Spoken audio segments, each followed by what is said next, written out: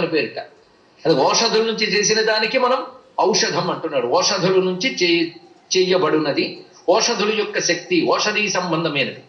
భగవాన్ గీతలో చెప్పాడు, పుష్ణామి చౌషధీ సర్వ సోమో భూత్వా రసాత్మక.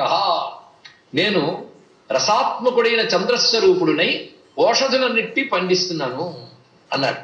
దీన్నే హనుమాచార్యులు చక్కగా చెప్తూ ఇక్కడ తేమల పండించేటి దేవుడ నేను అన్నాడు. ఇక్కడ తన యొక్క ఆర్ద్రతతో చంద్రకిరణములు ఔషధులు తయారు చేస్తాయి. ఈ ఔషధుల విజ్ఞానం పురాణాల్లోనే కాదు, వైద్యశాస్త్రంలో ఎంత అద్భుతంగా కనబడుతుందంటే చంద్రుడి యొక్క గమనాన్ని అనుసరించి ఔషధుల యొక్క అభివృద్ధి కూడా ఉంటుంది. కొన్ని తిథుల్లో కొన్ని ఔషధులు తీయాలటం, ప్రతి తిథిలో తీయరాదు. అందుకే అది కూడా చెప్పారు, కొన్ని తిథుల్లో కొన్ని ఔషధులు తీయాలి, అప్పుడు ఆ ఔషధులు ఎందుకు శక్తి ఉంటుంది.